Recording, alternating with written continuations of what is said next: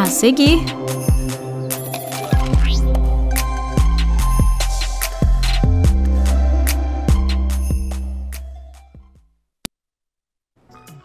a compostagem é o processo de reciclagem do lixo orgânico, que transforma restos de alimento em adubo natural. E esse adubo pode ser usado na agricultura, em jardins e plantas. O processo também contribui para a redução do lixo urbano. E a UFG conta com uma cartilha que trata da compostagem e amplia a discussão sobre o problema do lixo no Brasil.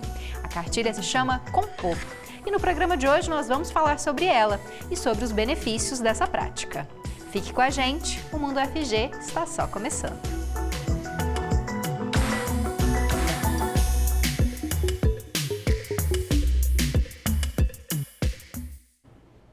Olá para você que acompanha a TV UFG ou escuta o nosso programa pela Rádio Universitária 870 AM.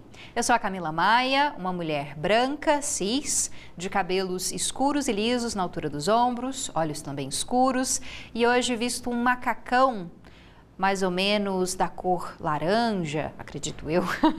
Eu estou aqui de pé no cenário do Mundo UFG. Atrás de mim é uma televisão com o logo do programa e uma parede colorida, nas tonalidades verde, vermelho e amarelo. Daqui a pouco eu vou caminhar pelo estúdio, me sentar para entrevistar os nossos convidados, que aparecem em duas televisões ao meu lado direito. Mas antes disso, eu preciso te apresentar o nosso intérprete para Libras nesse bloco. É o Diogo Marques. Ele se identifica como um homem pardo, de cabelos e olhos castanhos e que hoje está usando óculos. O Diogo é integrante do LabTAV. Bom, agora sim, vamos conhecer os nossos entrevistados de hoje que vão falar sobre compostagem. O primeiro deles é o André Baleeiro, que é membro da Compor Compostagem Comunitária. Ele se identifica como um homem de olhos verdes, cabelos grandes e lisos e cavanhaque. Olá, muito obrigada pela sua presença, André. É um prazer receber você aqui. Boa tarde, Camila. Boa tarde a todo mundo que está ouvindo a gente. Bom, e também vamos conversar com o Maurício Ogata, que é engenheiro agrônomo da Secretaria de Infraestrutura da UFG, a CEINFRA. Ele se identifica como um homem amarelo, com olhos castanhos e calvo. Olá, muito obrigada também pela sua presença, Maurício. Olá, boa tarde, Camila. Boa tarde a todos. Bom, para começar, queria que a gente falasse um pouco mais sobre esse conceito, né, essa prática da compostagem. Porque eu acho que deve ter gente em casa que provavelmente não conhece ou não sabe direito como é que ela é feita. Vou começar com o André, depois passo a palavra para o Maurício. André, explica pra gente o que é a compostagem e como ela é feita geralmente, né? Camila, a compostagem é um processo de decomposição da matéria orgânica quando você tem presença de oxigênio, né? Então é um processo aeróbio. Então, é uma decomposição da matéria orgânica feita de uma forma mais otimizada, uma forma que leva menos tempo e que não atrai vetores. Tá, mas aí eu preciso que você explique esses termos que você usou, né? Não airada, é isso? E não atrai vetores. Isso quer dizer o que exatamente para quem está em casa assim e não entendeu? Tá. Quando a gente joga uma casca de banana no solo, por exemplo, né, na terra, a gente vê, acompanhando essa casca, que ela vai mudar de cor, ela vai perder água, aí vão vir bichinhos e vão... Isso é o processo de decomposição, que acontece com tudo que é vivo. Agora, a compostagem é você fazer essa decomposição de forma mais organizada, né? Fazendo uma cobertura com matéria seca, que seria palhada. Aí você cobre, você impede que pousem moscas ou que venha alguma baratinha. Então, a compostagem é isso, né? É um processo com presença de oxigênio, decomposição com presença de oxigênio. Bom, Maurício, queria que você complementasse para a gente, né, com outras informações para o nosso público, geralmente como que a compostagem é feita, ela é feita apenas em uma escala mais profissional, dá para fazer em casa. Sei que hoje em dia tem muita gente que tem composteira em casa, né? E para que ela é importante, né? Realizar a compostagem? Ah, sim. A compostagem, hoje nós falamos muito de reciclagem de materiais ditos mais nobres, como alumínio, metais, plásticos, vidros, né? A compostagem de forma bem simplificada são os processos, que existem vários tipos de compostagem, são processos de reciclagem de matéria orgânica. Quando a gente traz para o universo doméstico, basicamente sobra de comida, a grande maioria desse material. São processos de apodrecimento controlados, né, como dito aí pelo André, que podem ser feitos de várias maneiras. A cartilha Compor trouxe diversas informações de como fazer isso, simplificou o processo, trouxe ele de forma bastante didática para o público que é leigo no assunto, né? É um processo simples, mas que também pode ser um processo um pouco mais complexo se ele for tratado de maneira profissional, em grandes volumes, né? Mas para fazer em casa, basicamente é um processo de apodrecimento controlado desse material, em que a intenção é a gente pegar aquilo que ia para o aterro ou que ia ser depositado de forma incorreta e trazer ele de forma que não traga cheiro ruim, que não traga chorume, que possa servir novamente de adubo, entrando nesse ciclo de fertilização novamente do solo. Então, basicamente a compostagem, todos os processos de compostagem visam reciclar, reinserir esses materiais que hoje são tratados como problema, como lixo, novamente na cadeia produtiva, né? Seja ela em jardim, seja ela na agricultura, uso doméstico, uso profissional, tem uma série de possibilidades. É de grande importância, visto que a quantidade de materiais é muito grande e, de maneira geral, os processos de reciclagem não têm lidado muito bem com essa etapa da reciclagem. Eu até ia perguntar sobre isso. A gente já tem visto nos últimos anos um crescimento, né, da coleta seletiva, das cooperativas de catadores de materiais recicláveis que fazem esse processo, né, de recolher, muitas vezes já transformar aquilo para venda ou em produtos, mas em relação ao lixo orgânico. Como é que o Brasil está hoje? Por exemplo, grandes restaurantes ou empresas que trabalham com alimentos, elas fazem isso? Há uma legislação, por exemplo, que elas façam isso? Ou geralmente esse lixo orgânico vira lixo mesmo? Vou perguntar primeiro para o Maurício, depois eu passo a palavra para o André. Assim, o André vai trazer bem esse cenário para nós, dessas informações, mas sim, grandes empresas estão realizando esses processos, né? Mas o que nós precisamos sempre ter em mente é que os grandes geradores não são os grandes responsáveis, né? Porque assim como a reciclagem e a compostagem deve ser um trabalho de formiguinha, a produção dos resíduos também é um trabalho de formiga. E a soma de todos os pequenos volumes de resíduos produzidos pelas casas é o que traz um grande transtorno. Então, em virtude até de Goiânia já cobrar dos grandes geradores a disposição correta dos resíduos, cobrar e também cobrar de forma financeira, né? Hoje os grandes geradores têm que pagar para transportar esse material. Isso tem viabilizado que muitas empresas tenham procurado outras alternativas. Uma parte por consciência ecológica, uma parte por entender que financeiramente agora compensa buscar uma outra alternativa, né? De produção de fertilizante, ações comunitárias, ações de shoppings, de grandes condomínios, né? Nós temos grandes condomínios em Goiânia que tinham um problema de distribuição de resíduos e hoje eles vendem tanto para os moradores dos condomínios quanto para a população de fora, eles já conseguem vender o composto pronto para fertilização. Bacana.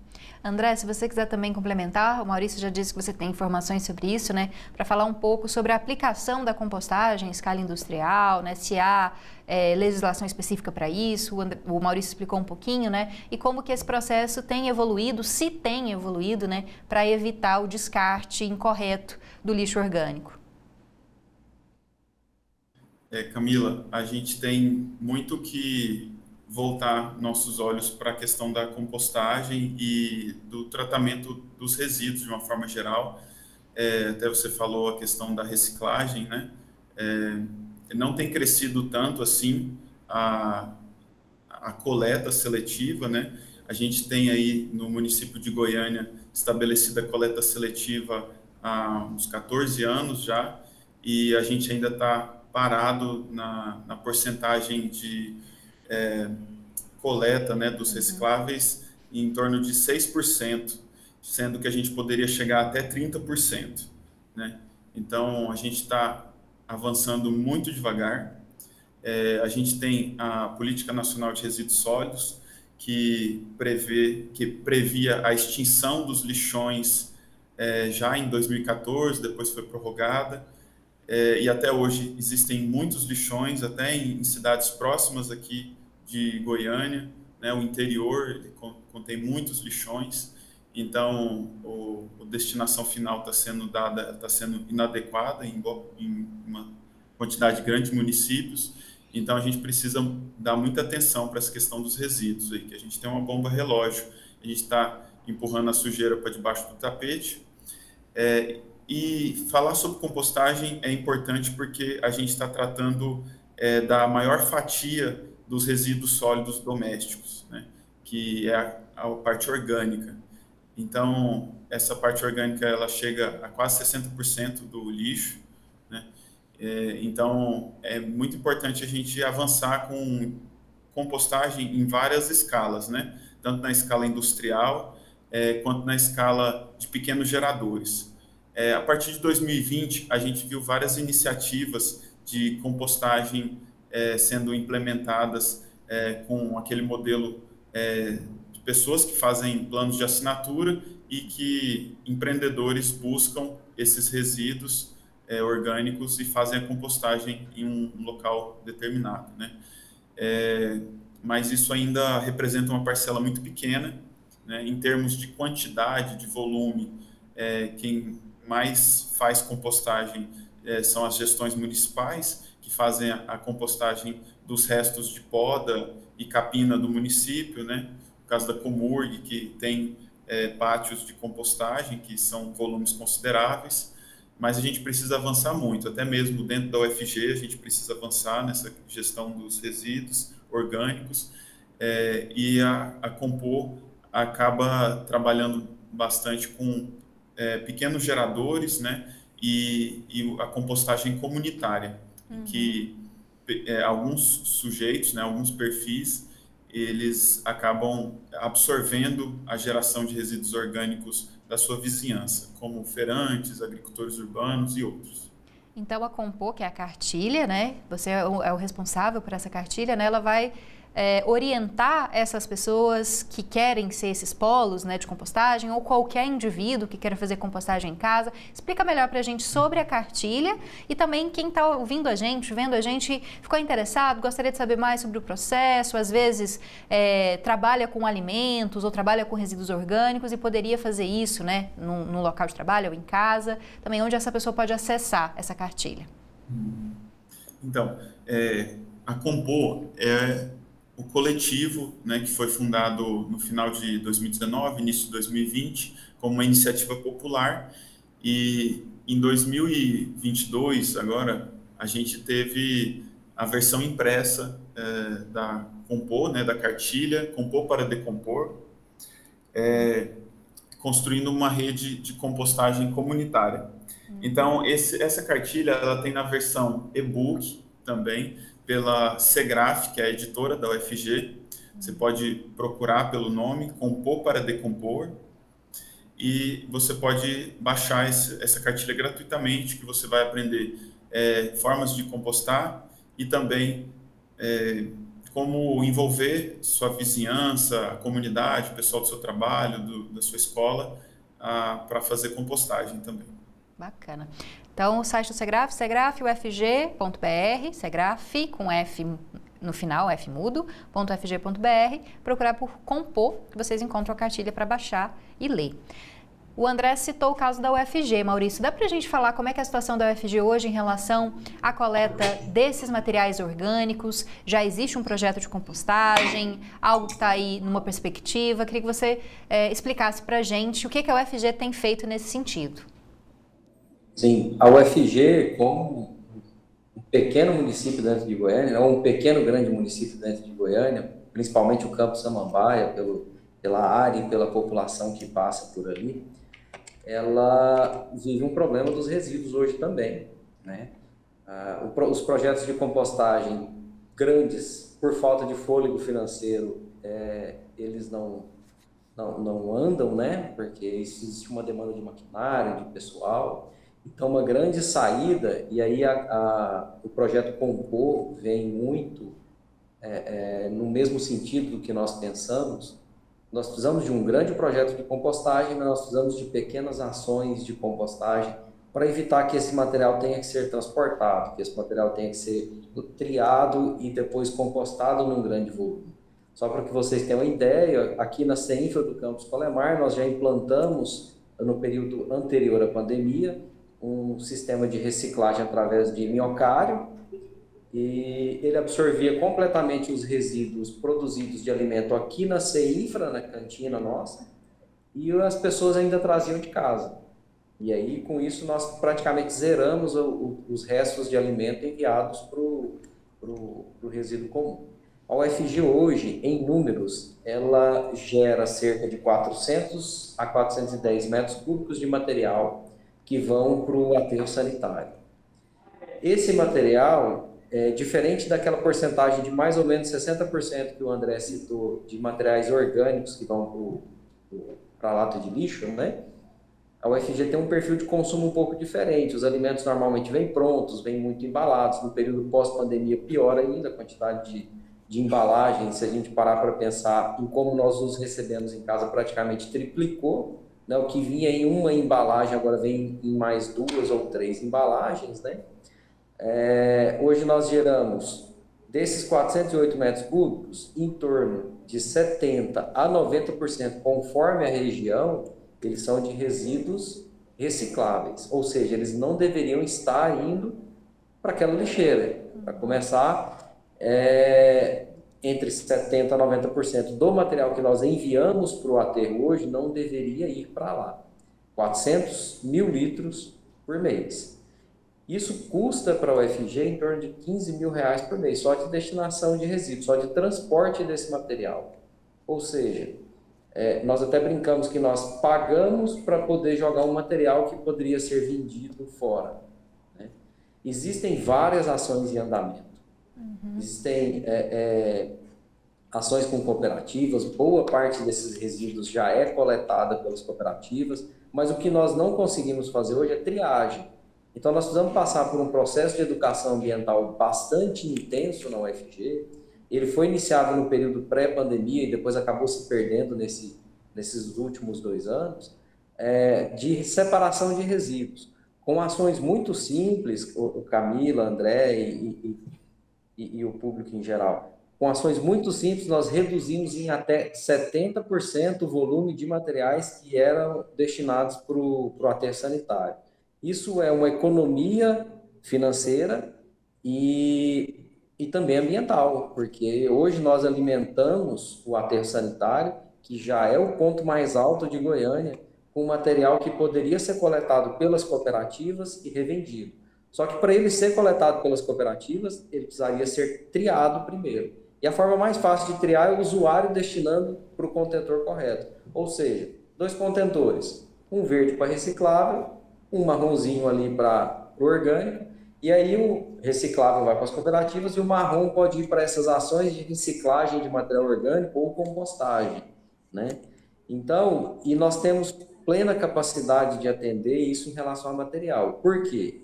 Nós temos aí em torno de 400 metros cúbicos de material que vão para o aterro, né? Isso daria mais ou menos 120 metros cúbicos de material orgânico.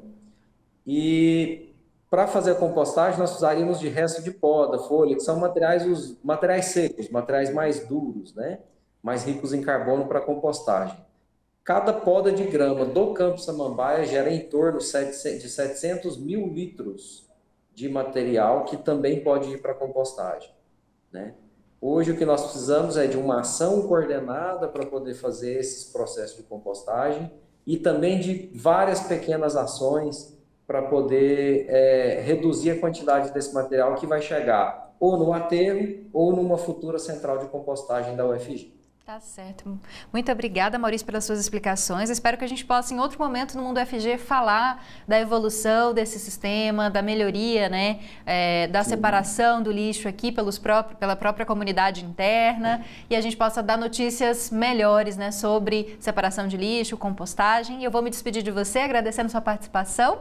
Muito obrigada. Só para trazer o último número, Camila, assim, em termos de melhorias, né? Em 2019, nós coletávamos 500 contêineres por mês, né? E conseguimos reduzir isso bastante. Hoje, mesmo tendo perdido algumas ações e tudo mais, nós já evoluímos. Nós coletamos 340 contêineres de resíduo por mês. Cada contêiner com 1.200 litros. Então, nós já estamos em progresso e essas ações, como a do André e do Coletivo Compor, vão nos ajudar bastante. Tá certo. Obrigada, Maurício, pela sua presença. Boa tarde para você. Boa tarde. Boa tarde, pessoal. Boa tarde. Daqui a pouco a gente volta para falar mais sobre compostagem, recebendo uma outra entrevistada. E, logicamente, vamos falar também de separação de lixo para coleta seletiva, a importância da compostagem para redução do lixo nas cidades. Fica por aí, o Mundo UFG volta em instantes.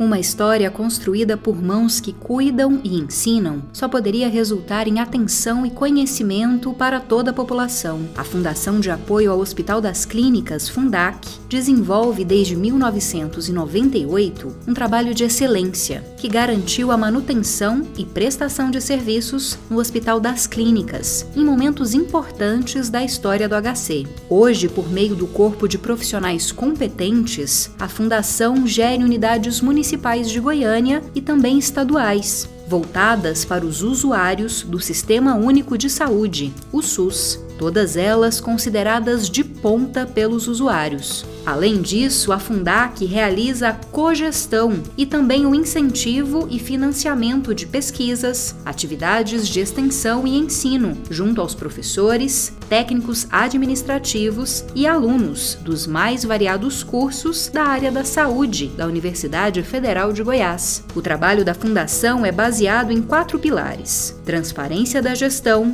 total comprometimento com a qualidade dos serviços assistenciais, otimização de custos, eficiência e eficácia em uma assistência humanizada. Assim, ela atua com respeito, carinho e dedicação a quem precisar. Fundac, uma fundação feita por gente que cuida da gente.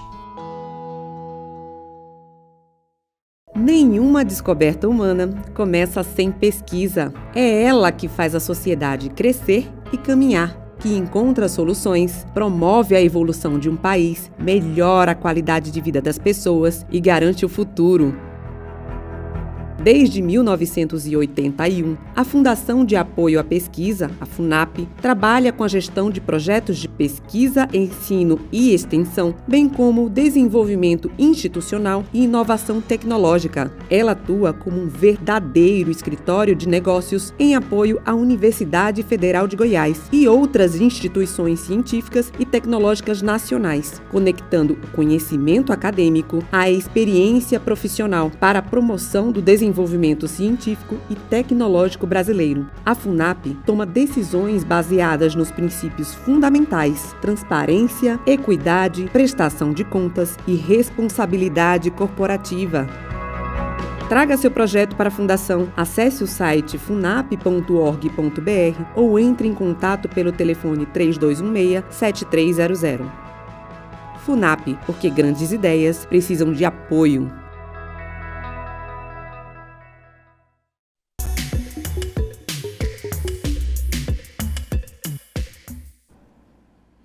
Estamos de volta com o Mundo UFG de hoje. Bom, eu te faço um convite. Acompanhe o programa pelas redes sociais da TV UFG. Nós temos YouTube, Instagram, Facebook, Twitter e TikTok. Você procura por TV UFG, nos encontra e começa a seguir, claro, a gente. Pode curtir, compartilhar o conteúdo e também interagir, mandando as suas sugestões, críticas ou elogios. Nos ajude a fazer a TV UFG. E nós continuamos a falar sobre compostagem com o André Baleiro, que é membro da Compor, Compostagem Comunitária, e recebemos agora a Paula Milanês, que é engenheira ambiental da Fiscalização de Saneamento da Superintendência de Vigilância em Saúde Estadual. Ela se define como uma mulher branca, com cabelos castanhos claros na altura dos ombros e olhos verdes. Olá, Paula, muito obrigada pela sua presença. Seja bem-vinda ao programa de hoje. Obrigada, pessoal, pelo convite. Bom, vou passar a primeira palavra para o André, depois converso com a Paula. André, só para a gente finalizar uma coisa que a gente tinha começado a falar no bloco anterior sobre o que a cartilha traz, né, para o leitor, para o interessado, para atitudes individuais, de alguém que queira ter uma composteira em casa ou no apartamento. É possível também obter essas dicas? É possível fazer esse processo mesmo em espaços reduzidos, como o apartamento, por exemplo? Sim, Camila, é super possível fazer compostagem até mesmo em apartamentos. Hoje a gente tem a tecnologia do minhocário caseiro, o minhocário doméstico, em que você pode utilizar baldes que ficam um em cima do outro, ou então caixas de plástico, né? E essas caixas, algumas delas são furadas e permitem com que as minhocas que estão ali se alimentando dos resíduos orgânicos se movimentem e vão atrás da caixa que tem mais disponibilidade de alimento.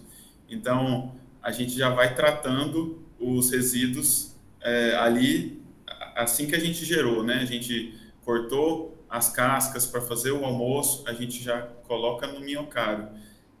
Tem algumas especificidades, né? Porque a minhoca é mais sensível a alguns tipos de alimentos, com muito tempero, ou com oleosidade.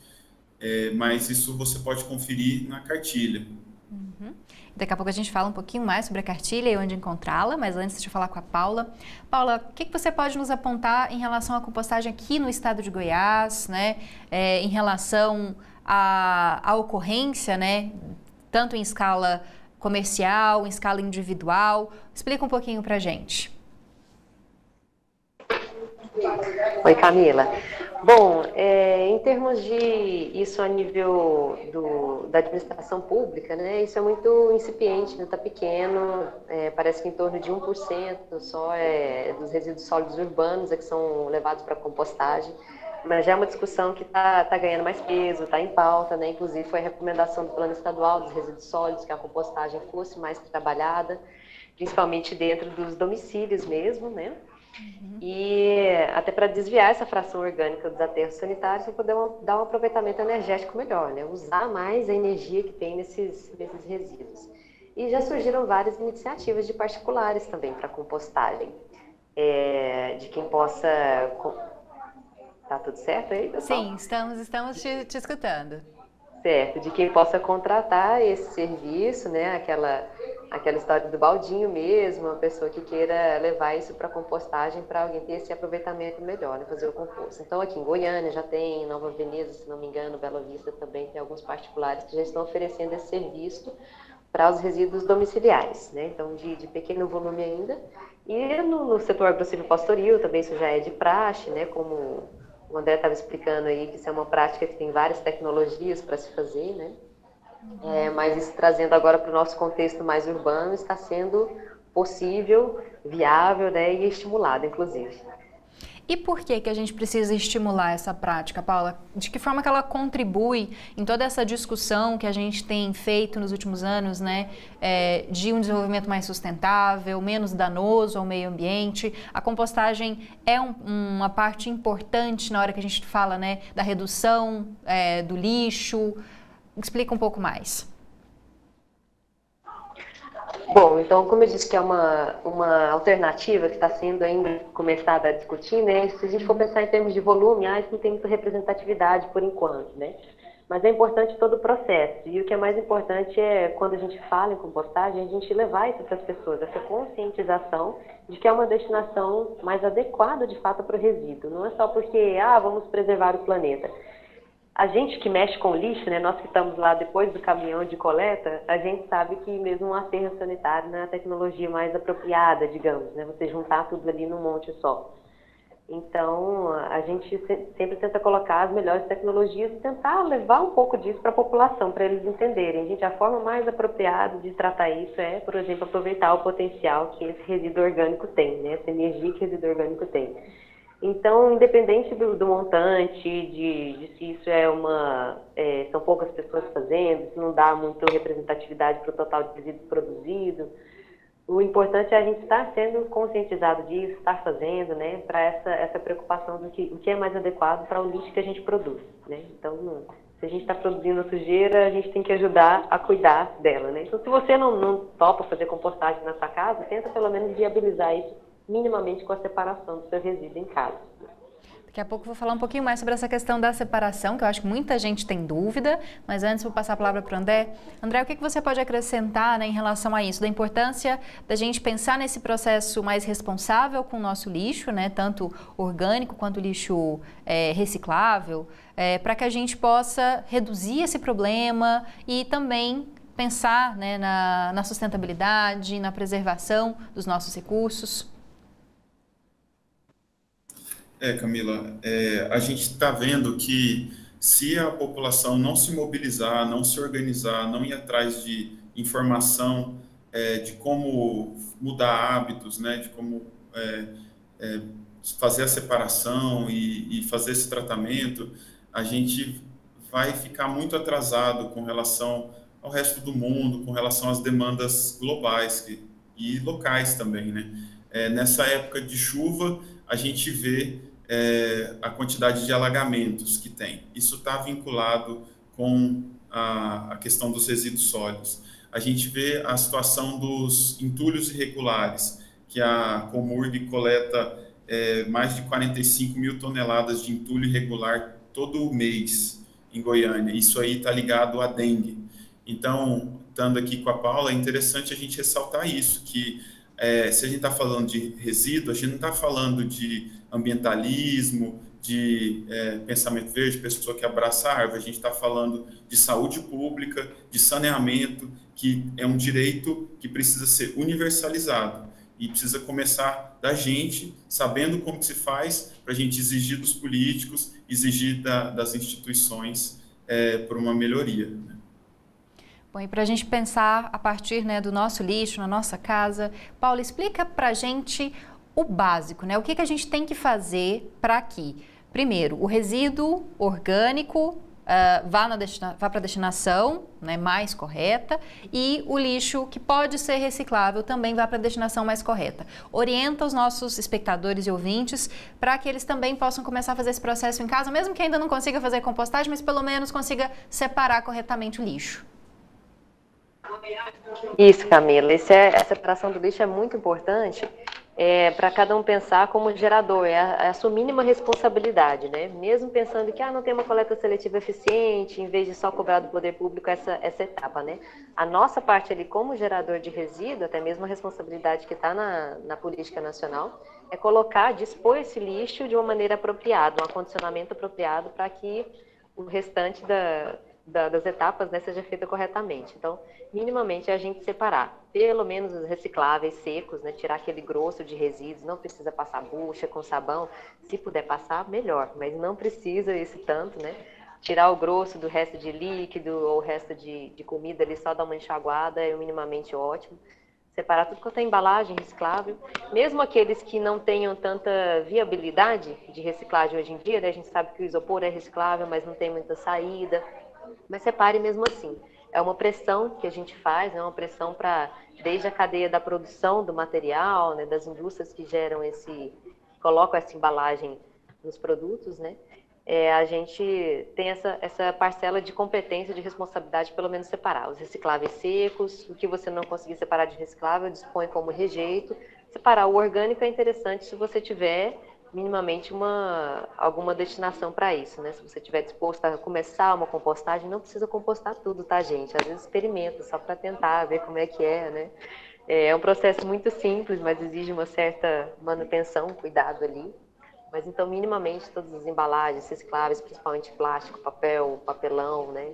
Existem vários que podem ser separados e sem pensar muito na destinação disso. Se você tem aquele gás para, olha, eu vou colaborar para, de fato, que isso seja reciclado, né? Vou atrás de quem vem buscar, quem vem coletar, não só a prefeitura, os carrinheiros, que existem muito por aí, né? Se você puder colaborar nesse sentido, também ótimo, mas minimamente separar, né?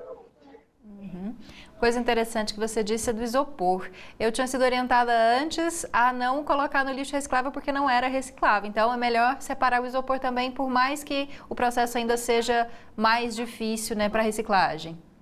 Isso, difícil é a logística, né? Ele não é muito vantajoso na reciclagem, mas ele é reciclável, de fato, né? Mas acho que, na minha opinião, ele tem que ser continuado a separar como reciclável, porque ele tem esse potencial. Então, a gente tem que gerar essa pressão, de preferência não pegar de isopor, tá? Se tiver a Marmitex de alumínio, ótimo, mas enfim, muitos já optam pelo isopor, mas se não puder evitar, pode separar ele sim como reciclável. É interessante pensar até mesmo na hora de adquirir um produto, né? Evitar levar para casa mais do que deveria, ou evitar levar para casa o produto que não seja tão reciclável, né?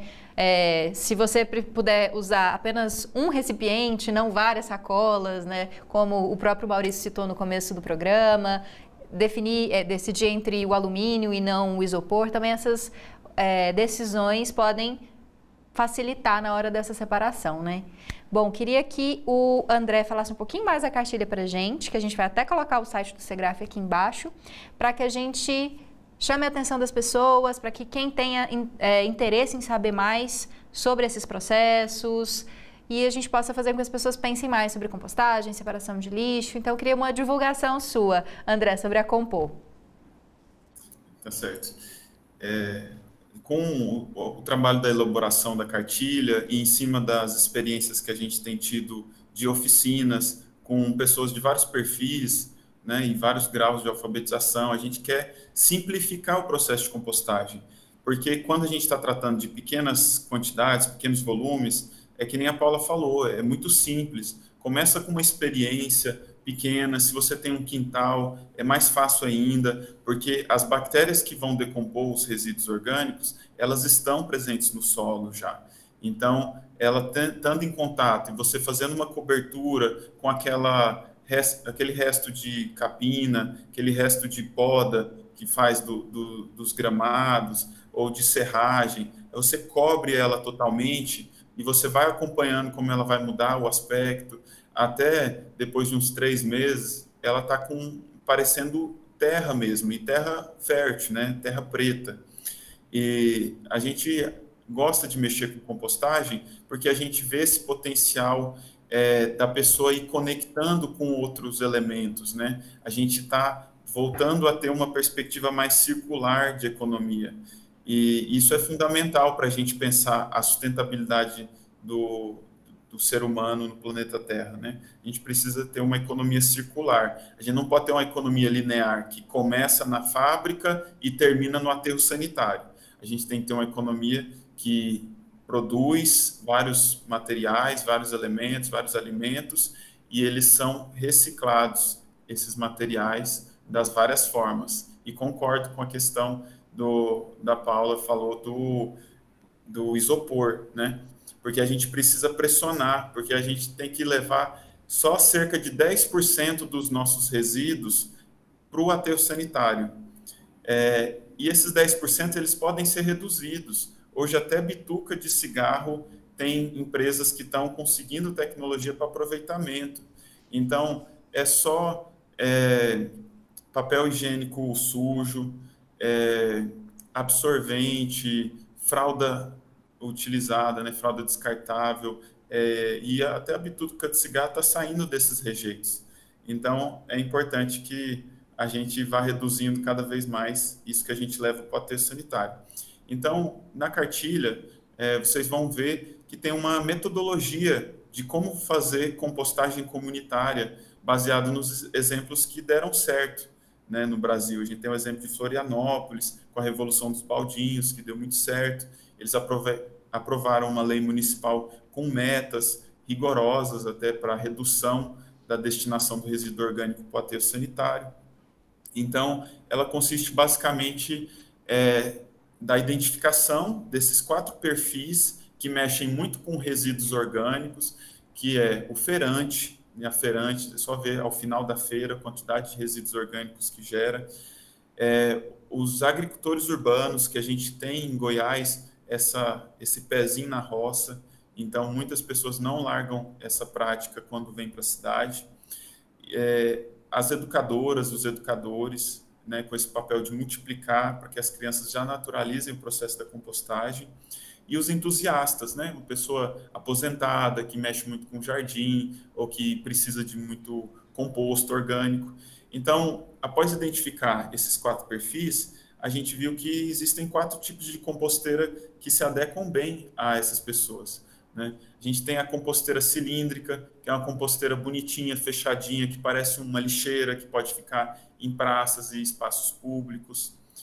A gente tem o minhocário, que nem eu já falei, para ambientes mais fechados. A gente tem a compostagem em pilha, que é muito simples, parece o processo de curtir o esterco. E a gente tem a leira estática aerada, que é uma leira com resíduos secos e úmidos, em que você não faz o reviramento, então ela é simples de manejar e ela aguenta quantidades maiores de resíduo, como no caso um resto de merenda de uma creche. Tá certo, André. Vou ter que interromper. Sei que é um assunto que você é apaixonado por ele, daria pra gente falar mais ainda sobre a cartilha, mas deixo novamente aqui o site, vai aparecer na tela agora, segraf.ufg.br. Se você tiver interesse em conhecer mais e entender melhor sobre esse projeto, né, buscar lá por Compô, com acento circunflexo, Compô, que você encontra a cartilha. Nosso programa está chegando ao final, queria agradecer, muito obrigada, André, pela sua presença, por vir falar sobre a cartilha com a gente. Muito obrigado, e eu deixo também as redes sociais da Compô, no Instagram c.compoo, com 2 Os no final. Também estamos no YouTube, e se quiser entrar em contato com a gente por e-mail, também compô.comum@gmail.com. compô.comum@gmail.com. Procurar lá também no Instagram, no YouTube, Compô, para você poder seguir o trabalho deles. E muito obrigada, Paula, pelos seus esclarecimentos e orientações. Acho que é importante sempre a gente falar sobre isso, mesmo que pareça repetitivo, a gente sempre descobre uma coisa nova. Isso, deixa o reforço aí, porque o André falou, os vários perfis de pessoal, quem gosta de mexer com o jardim, botar a mão na massa, passar o tempo com isso. Compostagem é o ideal, a gente sempre tem folhas, né, para separar galinhas, então experimente isso. A compostagem com minhocas não é ideal para produzir minhocas, mas é um microsistema que funciona, sim, muito bacana de se experimentar também. E lembrando da reciclagem, aqui em Goiânia a gente tem captação para vidro também. Vidro altamente reciclável, podem separar também o vidro aí com devido cuidado para não machucar quem for manusear ele, tá? Mas separem sim. E qual que é o cuidado, Paula? Já que você falou disso, tem uns minutinhos. Colocar numa caixa de papelão, enrolar no papel, o que faz? Pode ser, se tem aquela sacolinha de papel, saquinho de pão, aquela embalagem, a caixinha do leite, de qualquer outra coisa, pode colocar o vidro lá dentro. Se tiver quebrado, principalmente, maior cuidado ainda, né? Se puder passar uma fita em volta. Só lembrando, porque ele rasga muito facilmente o saco, né? Que fosse colocado. Então, assim, é como você faria para você não se machucar com ele, né? Tá certo. Obrigada novamente. Muito bom poder conversar com os dois. Bom, e a gente vai para mais um intervalo. Daqui a pouco a gente fala sobre outro assunto muito importante, doação de sangue.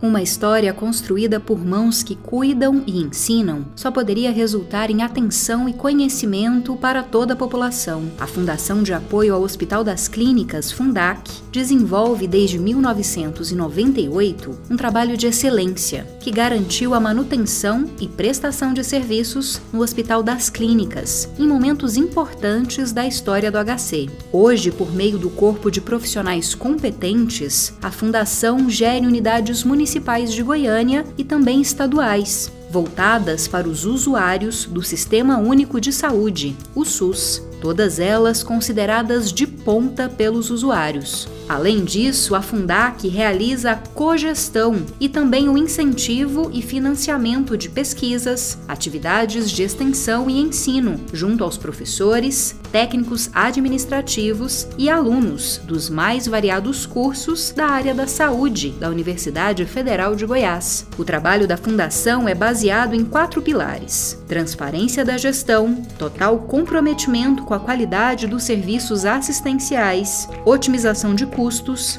eficiência e eficácia em uma assistência humanizada. Assim, ela atua com respeito, carinho e dedicação a quem precisar. Fundac, uma fundação feita por gente que cuida da gente. Nenhuma descoberta humana começa sem pesquisa. É ela que faz a sociedade crescer e caminhar, que encontra soluções, promove a evolução de um país, melhora a qualidade de vida das pessoas e garante o futuro. Desde 1981, a Fundação de Apoio à Pesquisa, a FUNAP, trabalha com a gestão de projetos de pesquisa, ensino e extensão, bem como desenvolvimento institucional e inovação tecnológica. Ela atua como um verdadeiro escritório de negócios em apoio à Universidade Federal de Goiás e outras instituições científicas e tecnológicas nacionais, conectando o conhecimento acadêmico à experiência profissional para a promoção do desenvolvimento científico e tecnológico brasileiro. A FUNAP toma decisões baseadas nos princípios fundamentais: transparência, equidade, prestação de contas e responsabilidade corporativa. Traga seu projeto para a Fundação. Acesse o site funap.org.br ou entre em contato pelo telefone 3216-7300. FUNAP, porque grandes ideias precisam de apoio.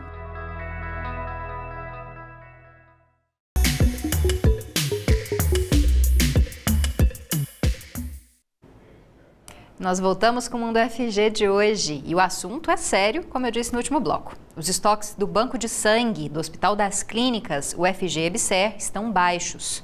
Por outro lado, a demanda por bolsas continua alta.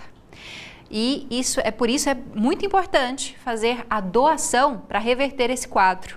E para falar mais sobre como fazer a doação e sobre a importância desse ato, nós vamos conversar agora com a Letícia Silva, que é gestora de qualidade do Banco de Sangue HC-UFG-EBSER. A Letícia se identifica como uma mulher branca, de cabelos pretos, na altura dos ombros. Olá, Letícia, seja bem-vinda novamente ao Mundo FG. Muito obrigada por estar aqui com a gente para falar sobre esse assunto tão importante. Boa tarde, Camila. Eu que agradeço a oportunidade e a presteza que você sempre tem conosco.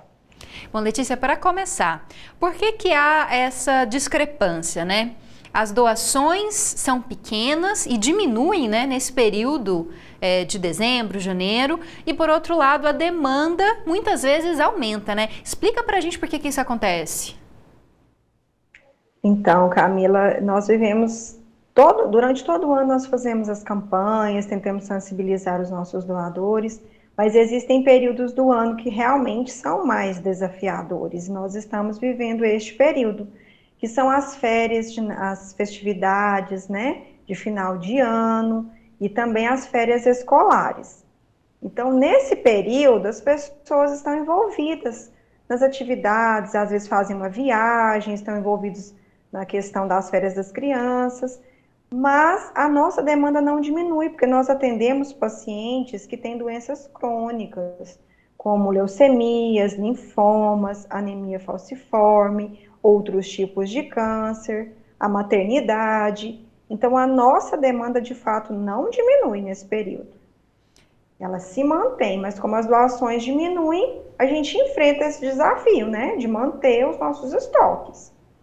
E, Letícia, é importante salientar que uma doação é importante para mais de uma pessoa, né? Que aquela bolsa que uma pessoa doa, ela vai ser convertida em componentes para pelo menos 4 pacientes, não é isso? Isso, Camila, muito bem. Já está, né, bastante inteirada sobre o assunto. Vocês são grandes parceiros nossos.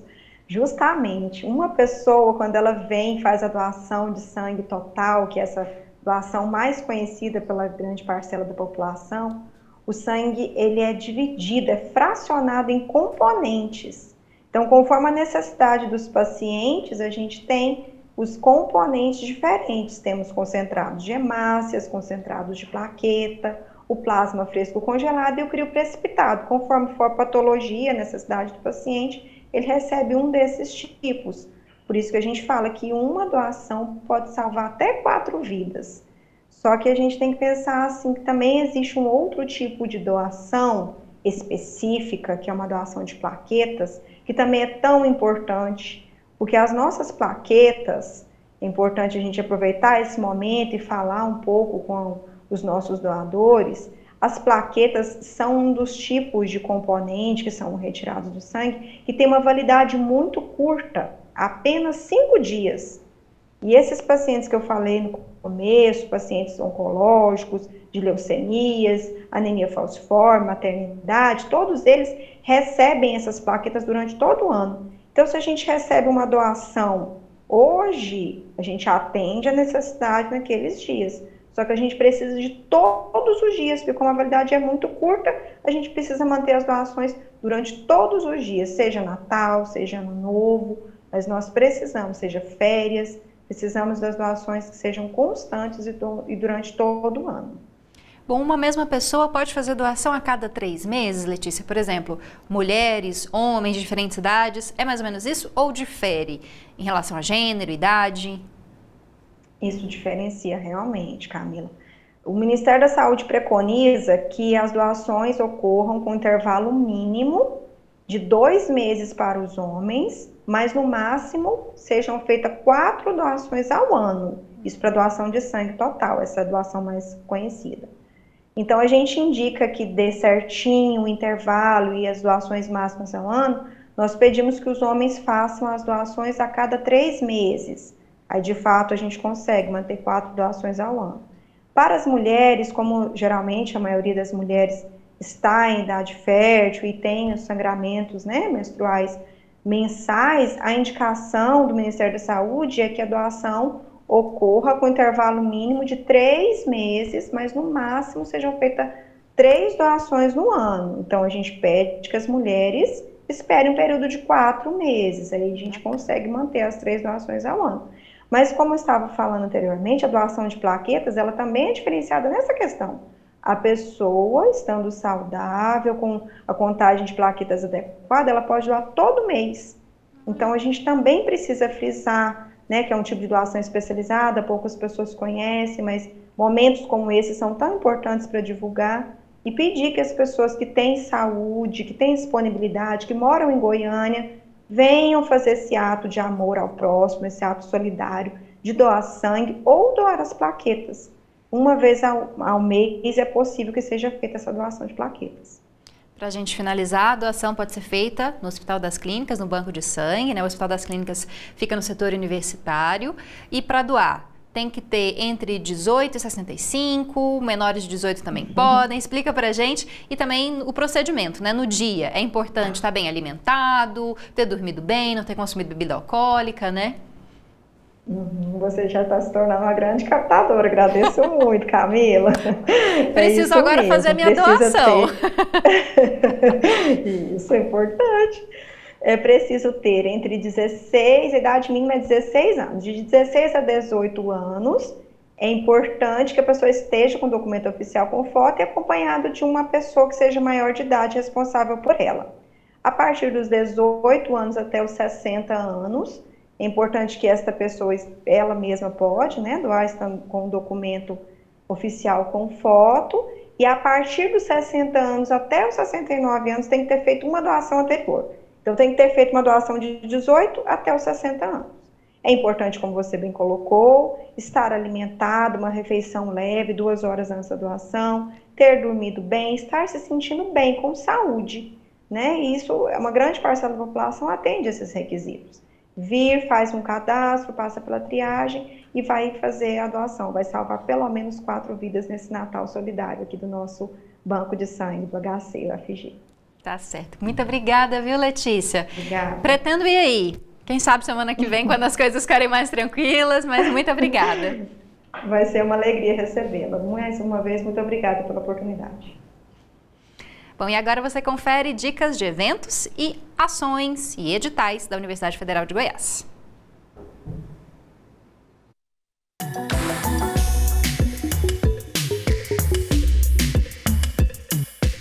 Olá para você que acompanha a programação da TV UFG.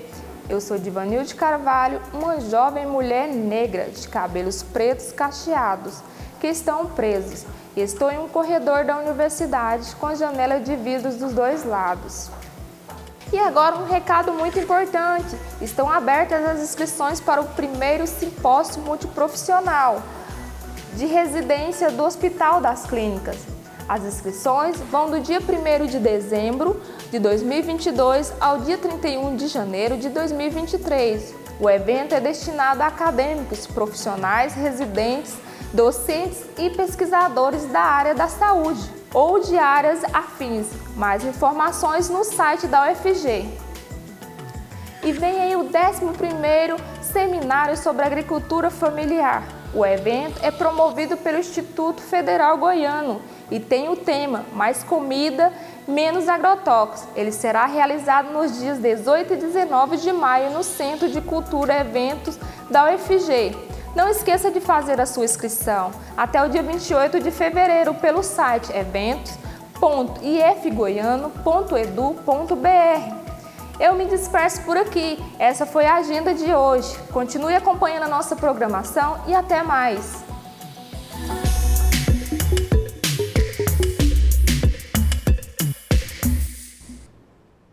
Se você quiser ver ou rever qualquer episódio do nosso programa, é só procurar pelo canal da TV UFG no YouTube. Lá ocorre a transmissão do programa e todos os episódios ficam disponíveis. Se você quiser sugerir uma pauta, mande no nosso contato do WhatsApp, 62991811406.